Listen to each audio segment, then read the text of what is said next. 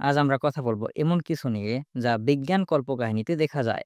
Worm whole এটি মহাকাশের shortcut, যা আমাদের এক জায়গা থেকে আরেক জায়গায় চোখের পলকে নিয়ে যেতে পারে।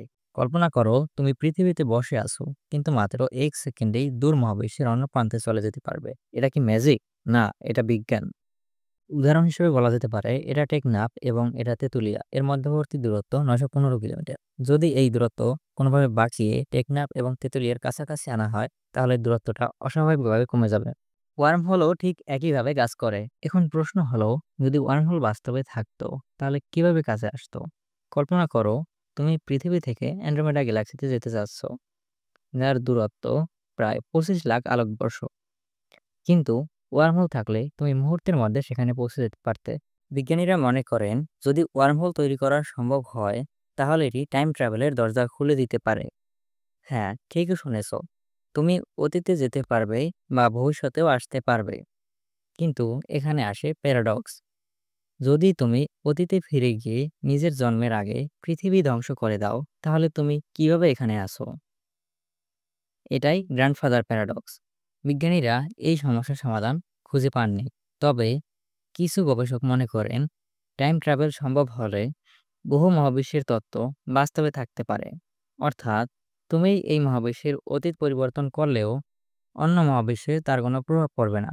1935 সালে দুই কিংবদন্তি বিজ্ঞানী আলবার্ট আইনস্টাইন ও নাথান রোজেন একসাথে একটা তত্ত্ব দেন, যেটা পরে পরিচিত হয় আইনস্টাইন রোজেন ব্রিজ নামে। এই ব্রিজটাই আজকের ওয়ার্মহোলের ধারণার মূল ভিত্তি। তাহলে কি ওয়ার্মহোল বাস্তবে সম্ভব? এই প্রশ্নটা সবচেয়ে রহস্যময়। আমরা এখন পর্যন্ত কোনো বাস্তব ওয়ার্মহোল খুঁজে পাইনি, কিন্তু পদার্থবিজ্ঞানের অস্তিত্ব অস্বীকার করা যায় না। বলা হয়, হয়তো ওয়ার্মহোল তৈরি হয় ব্ল্যাক হোলের গভীরে। আপনি যদি ইন্টারস্টেলার মুভিটি দেখে থাকবেন, তাহলে নিশ্চয়ই মনে আছে কুপার কিভাবে পৃথিবী থেকে এক ধ্বংসপ্রায় গ্রহে যাওয়ার জন্য বিশাল একটি ওয়ার্মহোলের ভেতর দিয়ে যান। তাহলে সমস্যা কোথায়? তাত্ত্বিকভাবে ওয়ার্মহোল তৈরি করা সম্ভব হলেও সেটা স্থিতিশীল রাখতে গেলে দরকার হয় নেগেটিভ এনার্জি, যেটা আমাদের কাছে এখন শুধু তত্ত্বেই সীমাবদ্ধ। তাছাড়া যদি কেউ ওয়ার্মহোল ব্যবহার করে, তাহলে সেখানে টাইম ট্রাভেল এর সম্ভাবনাও তৈরি হয়। হ্যাঁ, ভবিষ্যতে বা অতীতে যাওয়ার রাস্তা খুলে যেতে পারে এর মাধ্যমে। ভাবুন তো, যদি ওয়ার্মহোল আবিষ্কার হয়, তাহলে আপনি কয়েক সেকেন্ডে মাত্র পৃথিবী থেকে মঙ্গল গ্রহে ঘুরে আসতে পারবেন। তবে একটা দুঃসংবাদ আছে, কেউ এখনো বাস্তবে ওয়ার্মহোল তৈরি করেনি। বিজ্ঞানীরা মনে করেন এটি হতে পারে অস্থিতিশীল, অর্থাৎ ঢুকে যাওয়ার পরেই ধ্বংস হয়ে যেতে পারে।